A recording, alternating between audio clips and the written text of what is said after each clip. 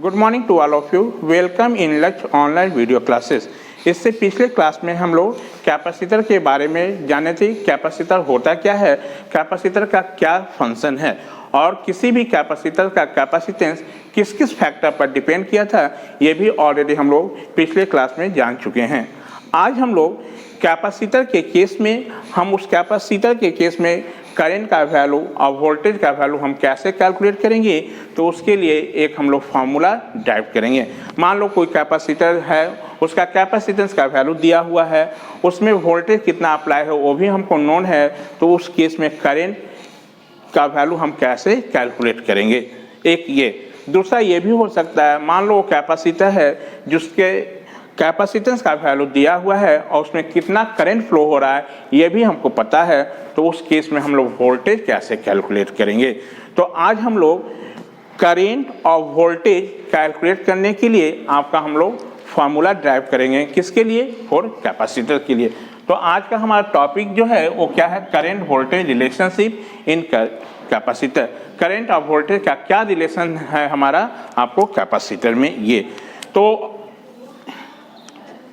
Already हम लोग जानते हैं। इन केस ऑफ कैपेसिटर Q जो होता है वो कितने के बराबर, C इंटू V, ऑलरेडी बता चुके हैं। पिछले देखना क्लास में बताया थी कि Q जो होता है डायरेक्टली प्रोपोर्शनल टू क्या, V। प्रोपोर्शनल को हटाने के लिए कांस्टेंट मल्टीप्लाई यूज किए थे, जहां बोले थे उसको C, उस C को क्या नाम दिए थे, कैपेसिटेंस। तो इन केस ऑफ कैपेसिटर Q जो होगा वो किसका, C इंटू V के बराबर होगा। ठीक है, यहाँ से इसको हम डिफ्रेंशिएट करें तो ये क्या होगा, dQ by dt is equal to कितना, C dV बाई कितना, dt हमारा। अब ये देखिए dQ बाई dt क्या है हमारा, रेट ऑफ चेंज ऑफ क्या है हमारा, चार्ज। अब पता है rate of change of charge जो होता है वो करंट के बराबर होगा। तो ये करंट हमारा किसके अक्रॉस, IC, मतलब करंट अक्रॉस कैपेसिटर, जिसका वैल्यू कितना, C dV by dt।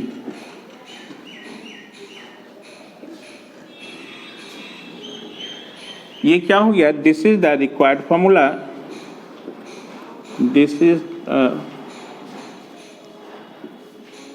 required formula for calculating the value of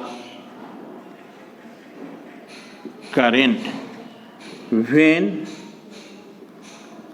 its capacitance and capacitance end voltage is known. ये फॉर्मूला का तभी यूज करेंगे जब इसका कैपेसिटर का कैपेसिटेंस का वैल्यू पता है और उसमें कितना वोल्टेज है यदि वो पता है, तो उस समय हम करंट की वैल्यू को कैलकुलेट करने के लिए इस फॉर्मूला को यूज करेंगे। जैसे मान लो ये हमारा एक कैपेसिटर का क्या है, ये सिंबल है हमारा, जिसका कैपेसिटेंस का वैल्यू कितना है, C, और इस कैपेसिटेंस के क्रॉस मान लो वोल्टेज हम दे दें VT। वोल्टेज कितना अप्लाई करें, V। ये प्लस माइनस, आपको जब भी वोल्टेज अप्लाई करोगे तो पोलैरिटी दिखाना मस्ट है, V। तो यहाँ से क्या होगा, हमारा करंट पास होगा, वो कहाँ पर, किस एलिमेंट में, तो ये सफिक्स उस एलिमेंट को इंडिकेट करता है, IC। तो IC का वैल्यू कितना, C dV बाई dt। जैसे एग्जाम्पल में मान लो, फॉर एग्जाम्पल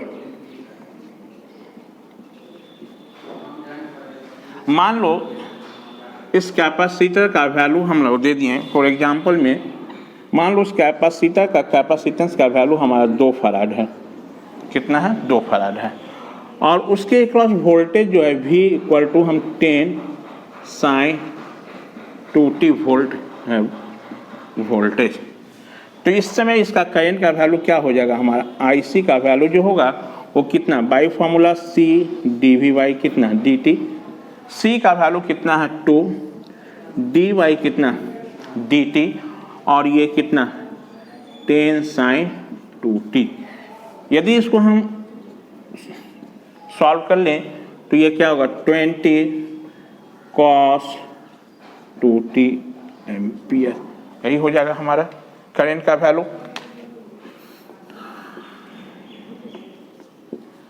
कि नहीं।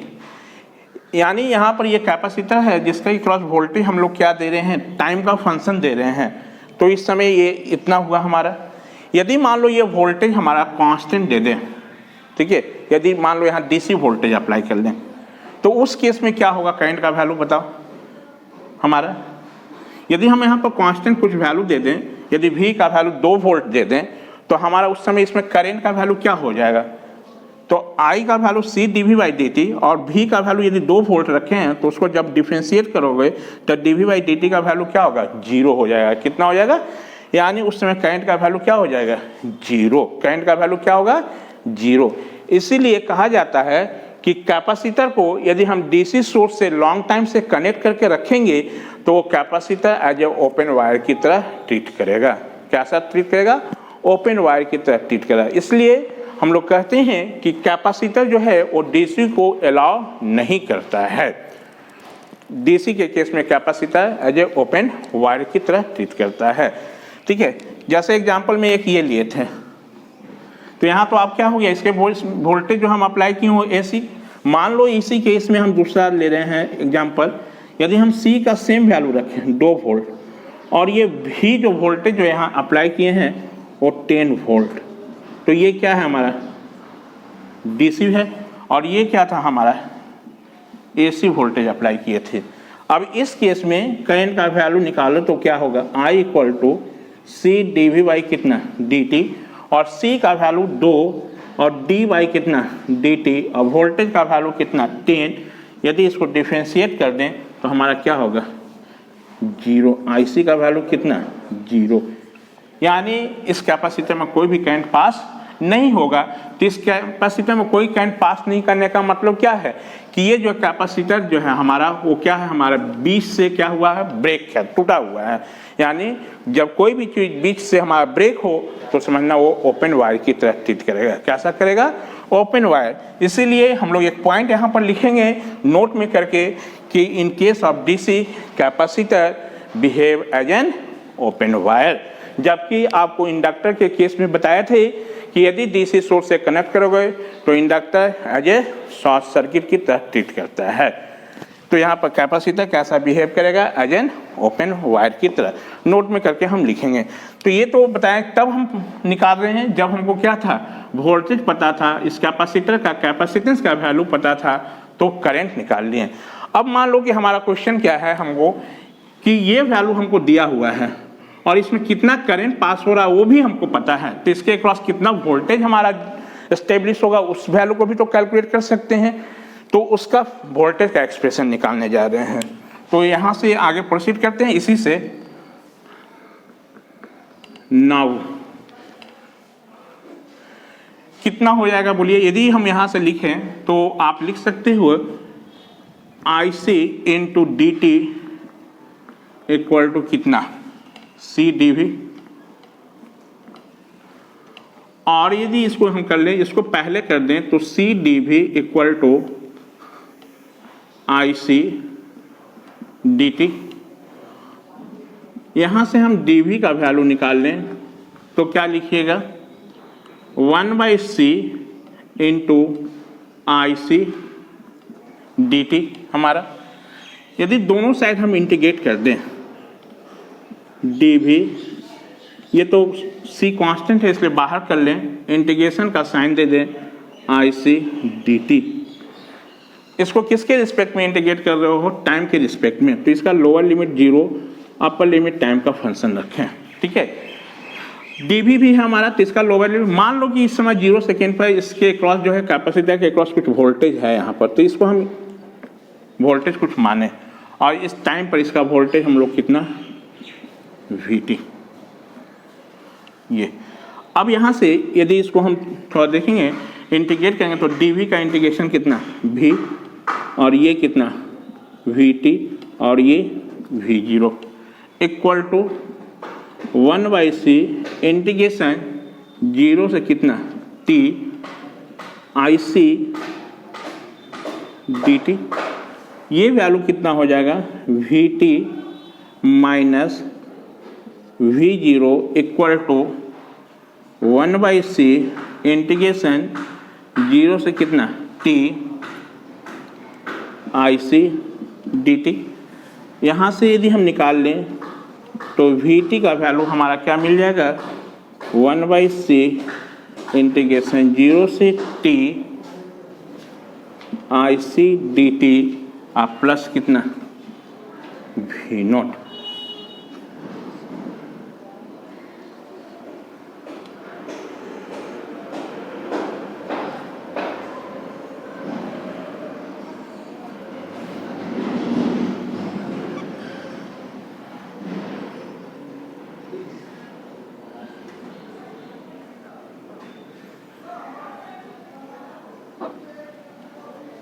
V naught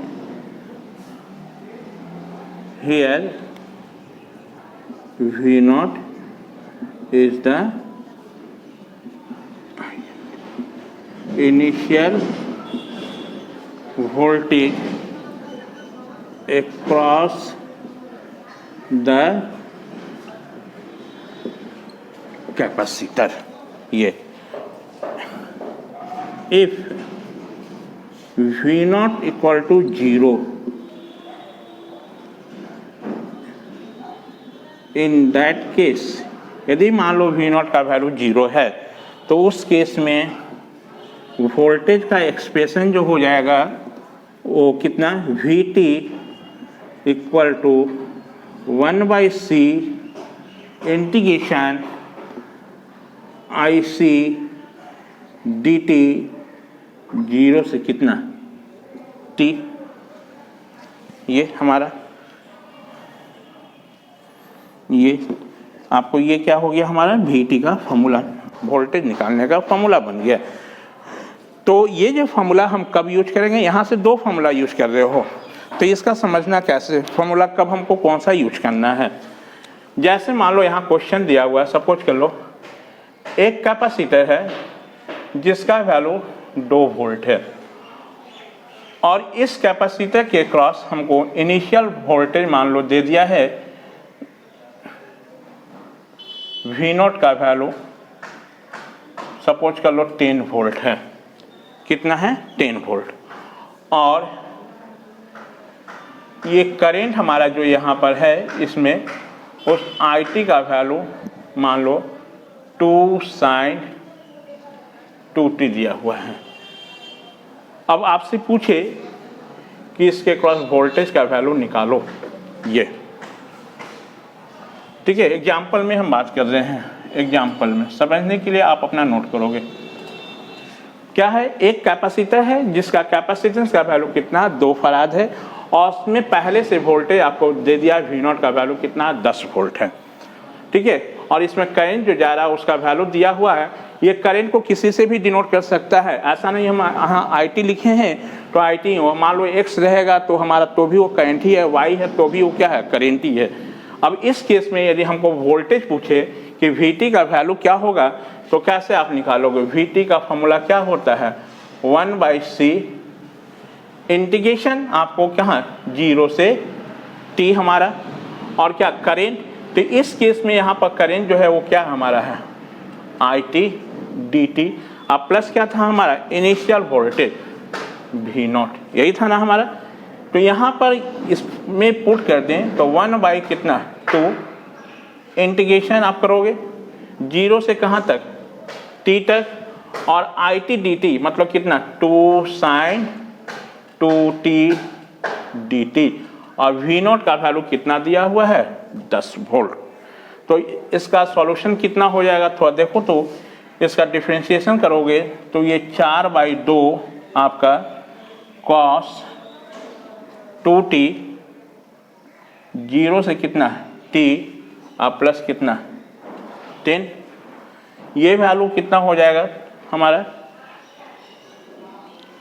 ये 2 और इसके साथ यदि करें ये तो कांस्टेंट वाले को बाहर निकाल लो तो इसी पर ऑपरेट होगा लिमिट हमारा। तो ये कितना हो जाएगा 2 को हम बाहर कर दें तो cos 2t और कॉस 0 कितना 1 और प्लस कितना 10। इसको सिंप्लीफाई कर लें तो ये 2 cos 2t माइनस 2 प्लस 10 यानी कितना आ जाएगा 2 cos 2t और प्लस कितना 8। ये क्या हो जाएगा, ये किसका वैल्यू हो गया, Vt का वैल्यू इतना वोल्ट। यानी इस कैपेसिटर में कितना वोल्ट हमारा एस्टेब्लिश होगा, उसका वैल्यू ये होगा। ये एग्जांपल में आपको करने के लिए, यानी इस फॉर्मूला का यूज तब करेंगे जब हमको करेंट उसके क्रॉस कैपेसिटेंस का वैल्यू पता हो और वोल्टेज इनिशियली कितना है यदि वो पता हो तो हम इस फॉर्मूला का यूज करेंगे। मान लो क्वेश्चन में ऐसा है हमारा, दूसरा हम इसी में समझा रहे हैं, ये ऐसा दिया हुआ है हमारा, ये कैपेसिटर दिया हुआ है, अपना समझेंगे, इसको हम इरेज कर रहे हैं। अब इसका मतलब क्या है, एक कैपेसिटर है जिसका कैपेसिटेंस का वैल्यू 2 वोल्ट है और करेंट कितना है 2 sin 2t, तो इसके क्रॉस वोल्टेज कितना होगा वो कैलकुलेट कीजिए। इसका मतलब कि इसमें इनिशियल वोल्टेज यदि नहीं मेंशन हो तो समझना कि उस समय वोल्टेज का वैल्यू 0 है। यानी यहाँ पर जब मेंशन नहीं हो तो हमेशा समझना V0 का वैल्यू कितना है 0। ठीक है, यदि V0 का वैल्यू 0 होगा हमारा तो कहाँ पर, यही ना हमारा चेंज हो जाएगा 0, ये हो जाएगा 0, ये हो जाएगा 0, यानी उस समय आंसर क्या होगा 2 cos 2t माइनस कितना 2 ये। यानी ये दो फॉर्मूला आपको रिमेंबर रखना है कि हम वोल्टेज कैलकुलेट करने के लिए कैपेसिटर का कौन सा फॉर्मूला कब यूज करेंगे, करंट निकालने के लिए कौन सी फॉर्मूला का यूज करेंगे। ये दोनों फॉर्मूला आपके लिए बहुत ही इंपॉर्टेंट है, आप इसको रिमेंबर रखोगे। ये भी फॉर्मूला और एक फॉर्मूला हम क्या बोल रहे हैं, ये फॉर्मूला। तो ये फॉर्मूला आपका क्या है हमारा, ये। तो यहां से हमने क्या निकाला, एक वोल्टेज के लिए फॉर्मूला कैलकुलेट किए हैं और एक करंट के लिए कैलकुलेट किए हैं। जब कोई कैपेसिटर होगा उसके अक्रॉस करंट का फॉर्मूला के लिए ये फॉर्मूला यूज करेंगे और वोल्टेज निकालने के लिए ये दो फॉर्मूला यूज कर रहे हैं। आपको डिसाइड करना है कि कौन से फॉर्मूला कब यूज करेंगे। जब इनिशियल वोल्टेज दिया हुआ रहेगा तो उस समय हम लोग ये फॉर्मूला यूज करेंगे। जब क्वेश्चन में इनिशियल वोल्टेज नहीं मेंशन है तो उस समय मान लेना है कि वो V0 का वैल्यू कितना है 0 वोल्ट। ठीक है, यहाँ तक आपको अच्छी तरह से समझ में आया होगा। इसके बाद हम लोग एनर्जी कैलकुलेशन करेंगे कि एनर्जी का वैल्यू कैसे कैलकुलेट करेंगे।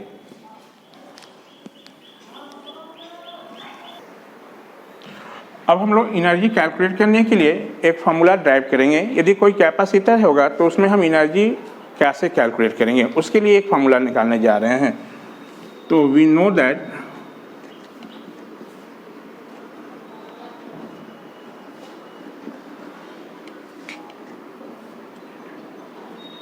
P इक्वल टू कितना d/dt। Rate of change of energy is known as power, हम लोग जानते हैं। यहाँ से यदि हम d का वैल्यू निकालें तो P इंटू कितना dt, दोनों साइड इंटीग्रेट कर दें। d is equal to integration of कितना P dt, इसका इंटीग्रेशन करोगे तो E, इसको इंटीग्रेट करेंगे तो क्या होगा, हम इंटीग्रेशन का साइन दिए। P पावर, पावर को लिख सकते हैं वोल्टेज इंटू कितना करेंट इंटू कितना dt। वोल्टेज भी हम किस एलिमेंट के क्रॉस निकालना चाह रहे हैं, calculation of energy for capacitor के लिए। तो कैपेसिटर के लिए आप पढ़े थे कि कैपेसिटर के केस में करंट का value I equal to C dV कितना dt, I इंटू कितना dt। यहाँ से dt कैंसिल आउट, तो E इक्वल टू कितना आपको C V dV इतना। इस वैल्यू को हम C कॉन्स्टेंट को बाहर कर लें तो V dV, तो एनर्जी का यहाँ से वैल्यू कितना हाफ टाइम्स CV स्क्वायर, कितना हो गया कैपेसिटर का। यानी टोटल जो हमारा जो एनर्जी जो कैपेसिटर में जो स्टोर होगा उसका वैल्यू कितना होगा एनर्जी का हाफ CV स्क्वायर। जबकि इंडक्टर के केस में कितना आया था, हाफ Li²। ठीक है, यहाँ से दो रिजल्ट हम निकालने जा रहे हैं, दो सम इम्पॉर्टेंट पॉइंट्स यहाँ से हम लोग क्रिएट करने जा रहे हैं। ध्यान से सुनेंगे। मान लो कि कोई कैपेसिटर है, ठीक है, और वो यदि कैपेसिटर इनिशियली हमारा डिस्चार्ज है, क्या है, डिस्चार्ज है। जब डिस्चार्ज होगा तो उस समय कोई उसमें एनर्जी स्टोर होगा क्या, नहीं। इसका मतलब उस समय E का वैल्यू क्या होगा, 0। कितना हो जाएगा, 0। और वो कैपेसिटर है तो उसका तो कैपेसिटेंस होगा ही हमारा, है ना। तो E का वैल्यू 0, इस कैपेसिटेंस का वैल्यू होगा, तो यहाँ से क्या निकलेगा, V का वैल्यू क्या होगा, 0। यानी V 0 कहने का मतलब क्या हो गया, हमारा वोल्टेज क्या होगा, 0। वोल्टेज क्या होगा, यानी यदि इनिशियली हमारा कैपेसिटर डिस्चार्ज हो तो उस समय वो कैपेसिटर जो है एज ए शॉर्ट सर्किट की तरह ट्रीट करेगा। कैसा करेगा, शॉर्ट सर्किट की तरह ट्रीट करेगा। जबकि इंडक्टर में आपको बताया था यदि इनिशियली वो डिस्चार्ज था तो एज ए ओपन वायर की तरह ट्रीट करेगा। ठीक है, तो यहाँ पर हम इम्पॉर्टेंट पॉइंट कर रहे हैं। Case 1, when capacitor is initially discharged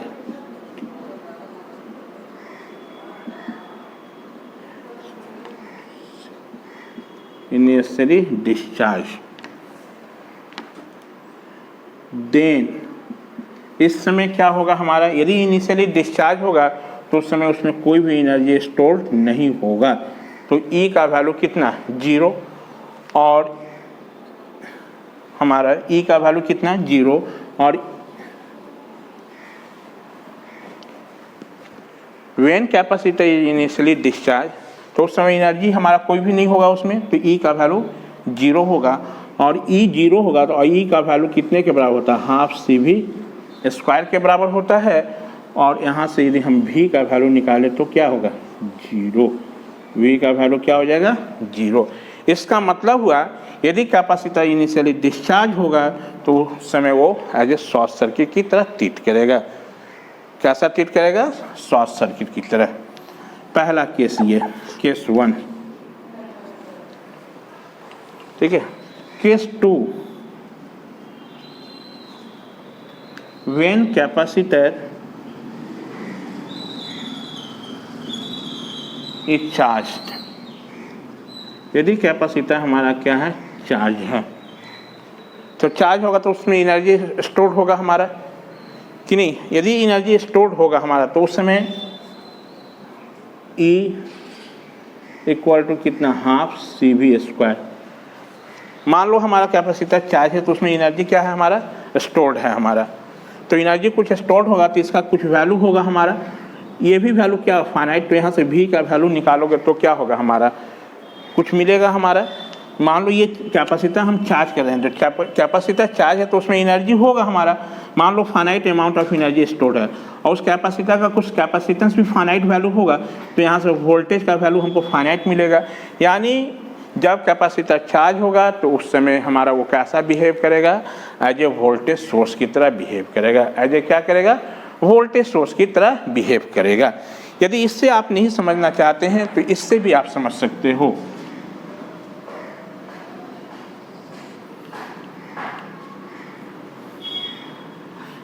जैसे आपने पढ़ा था Q equal to C into कितना, V, यही है ना।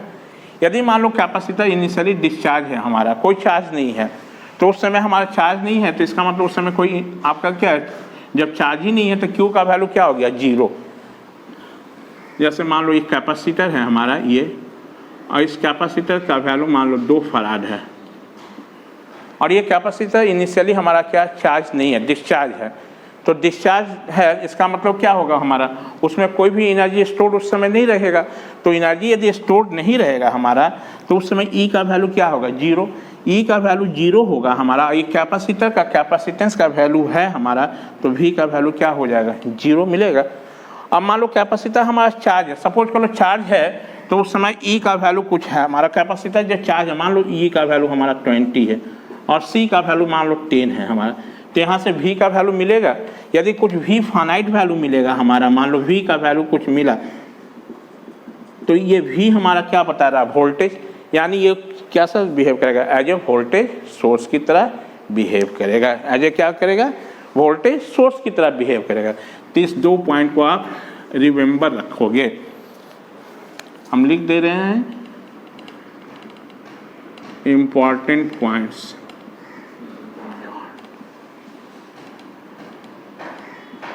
Important points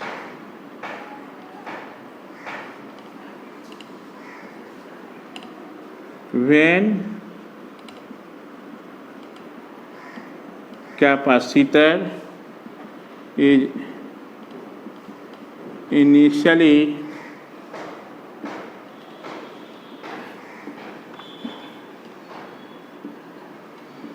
discharged, then it behave as a short circuit. Short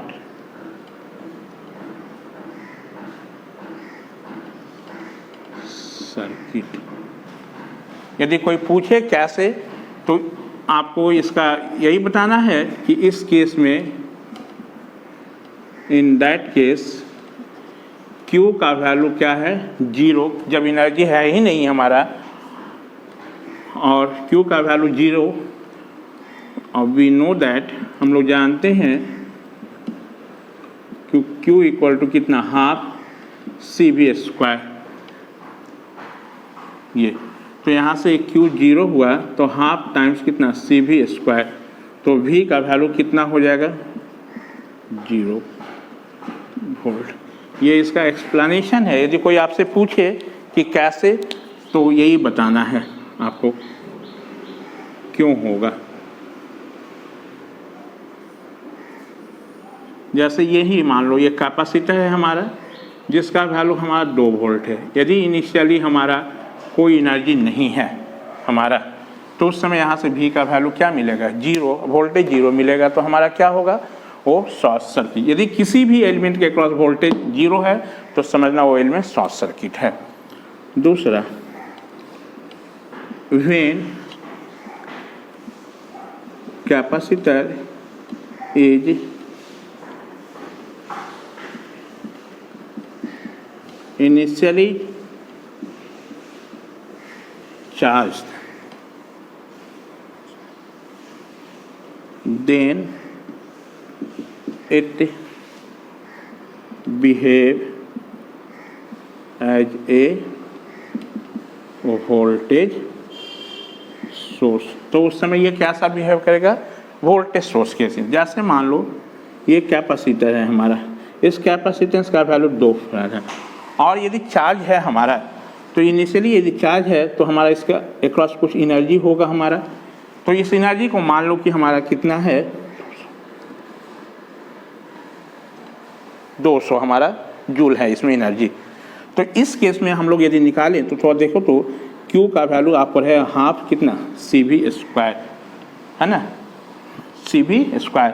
Q का वैल्यू कितना, 200, ये हाफ, C का वैल्यू कितना, 2, ये V स्क्वायर, ये 2 कैंसिल, यानी V स्क्वायर का वैल्यू कितना, 200। तो V का वैल्यू कितना होगा, 10√2, यानी 14.14 वोल्ट। यानी आपको क्या हुआ, ये वोल्टेज सोर्स की तरह ट्रीट करेगा। ये यदि कोई आपसे पूछे कैसे, तो ये हमारा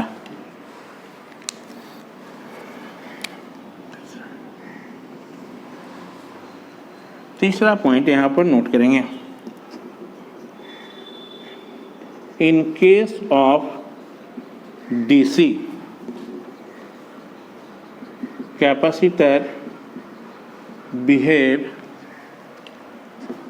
as an open wire. Open wire. क्यों? Because आपको पता है I equal to C dV/dt, और DC के केस में वोल्टेज हमारा क्या होगा, कांस्टेंट होगा। तो C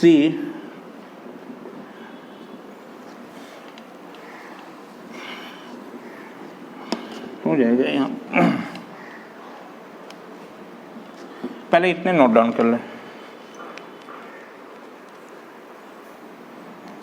in case of DC capacitor behaviour in open wire because, क्यों होगा, क्योंकि हम लोग जानते हैं कि I equal to C D V by D T, और in DC voltage is kept constant,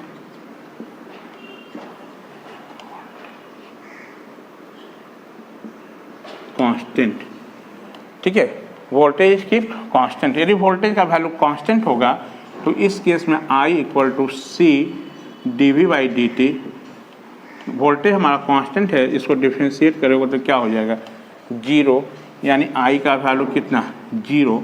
और किसी भी एलिमेंट के क्रॉस यदि करंट का वैल्यू जीरो होगा तो वो कैसा बिहेव करेगा, एज एन ओपन वायर की तरह। तो यहाँ पर थोड़ा सा ध्यान से आप देखोगे कि जितने आप इंडक्टर में पढ़े थे वो इंडक्टर का सारा क्या है, यहाँ पर उल्टा है हमारा।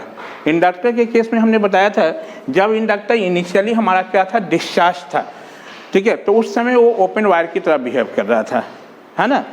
दूसरा हम बताए थे कि यदि हमारा इंडक्टर इनिशियली हमारा चार्ज था तो एज ए करेंट सोर्स की तरह बिहेव करेगा। और बताए थे यदि इंडक्टर हमारा डीसी सोर्स से लॉन्ग टाइम से कनेक्टेड है तो उस समय क्या था, वो शॉर्ट सर्किट की तरह ट्रीट कर रहा था। तो उसका जस्ट उल्टा, यदि आपसे पूछे शॉर्ट सर्किट का उल्टा तो बोलना ओपन सर्किट। शॉर्ट का उल्टा क्या, ओपन, ठीक है। जीरो का उल्टा क्या होगा हमारा, इन्फिनिटी, 1/0 का उल्टा इनफाइनाइट होता है हमारा। शॉर्ट सर्किट का उल्टा ओपन सर्किट हो गया हमारा। शॉर्ट सर्किट का उल्टा क्या, ओपन। वोल्टेज यदि पूछे तो उसका उल्टा क्या बोलोगे, तो वोल्टेज का करंट हमारा ये, और करंट का क्या बोलना उल्टा, वोल्टेज। तो ये सारे चीज़ देखो, तो जितने हम लोग इंडक्टर में जो निकाले थे उसका जस्ट ये क्या है, रिवर्स आ रहा है। ये तीन चीज़ आपको जो निकाला गया हो ये बहुत ही इंपॉर्टेंट है, कंपटीशन में हमेशा ये क्वेश्चन पूछा जाता है, ठीक है, कि यदि मान लो हमारा कैपेसिटर इनिशियली डिस्चार्ज है तो कैसा बिहेव करेगा, यदि कैपेसिटर हमारा इनिशियली चार्ज है तो कैसा बिहेव करेगा, यदि कैपेसिटर को हम डीसी सोर्स से कनेक्ट किए हुए हैं लॉन्ग टाइम से, ये लॉन्ग टाइम से जो कनेक्ट होता है इस कंडीशन को स्टेडी स्टेट कंडीशन भी बोलते हैं। क्या बोलते हैं, कभी कभी क्वेश्चन में स्टेडी स्टेट कंडीशन में पूछेगा, तो स्टेडी स्टेट कहने का मतलब है कि हमारा लॉन्ग टाइम से वो कनेक्टेड है। क्या है, हमारा लॉन्ग टाइम से कनेक्टेड है हमारा, ठीक है। यदि कोई हमारा आपका एलिमेंट लॉन्ग टाइम से कनेक्टेड होगा तो उसको हम लोग स्टेडी स्टेट कंडीशन बोलेंगे, ठीक है। तो स्टेडी स्टेट कंडीशन समझ में आया होगा। ये तीनों एलिमेंट के बारे में आपको अच्छी तरह से समझ में आ गया होगा। अब इस तीनों पढ़ने के बाद हम ये तीनों में क्या कर लेंगे, डिफ्रेंशिएट करेंगे कि रेजिस्टेंस, इंडक्टेंस और कैपेसिटेंस में डिफरेंस क्या है हमारा। तीनों तो आप पढ़ लिए, तो थोड़ा डिफरेंस यदि हम बताया जाए तो थोड़ा सुन लेंगे, इसके बाद इसको हम लोग आपको नोट आउट करवा देंगे। तो तीनों में क्या डिफरेंस है। रेजिस्टेंस हमारा जो है पावर डिसिपेटिंग एलिमेंट है। क्या है, पावर डिसिपेटिंग। इंडक्टेंस और कैपेसिटेंस ये दो चार्ज स्टोरिंग एलिमेंट है। क्या है हमारा, दो चार्ज स्टोरिंग एलिमेंट है। इंडक्टेंस जो होता है वो चार्ज को in the form of magnetic field के रूप में करता है, जबकि capacitance in the form of electric field, in the form of किसमें, इलेक्ट्रिक फील्ड के रूप में करता है। रेजिस्टेंस का काम क्या था, करंट के फ्लो को अपोज करना, जबकि इंडक्टेंस का काम क्या था हमारा, rate of change of current के फ्लो को अपोज करना। और आपका कैपेसिटेंस का काम क्या है, rate of change of voltage को क्या करना, अपोज करना, और इलेक्ट्रिक चार्ज को स्टोर करना in the form of electric field.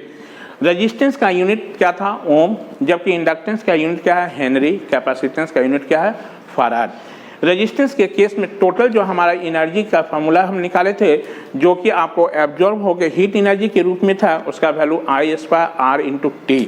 जबकि इंडक्टर के केस में एनर्जी का फार्मूला क्या था, हाफ Li², जो कि किसके रूप में था, हमारा मैग्नेटिक फील्ड के रूप में था। और कैपेसिटर के केस में एनर्जी कितना था, हाफ Li²। कितना, half Li²। These are difference between आपका रेजिस्टेंस, इंडक्टेंस एंड कैपेसिटेंस, जो कि हम लोग इसको नेक्स्ट डे क्लास में इसको डिस्कस करेंगे। तो अभी तक आप लोग इतने जो भी बताया गया है उसको अच्छे से आप लोग अपने कॉपी पे नोट डाउन कर लेंगे। Thank you.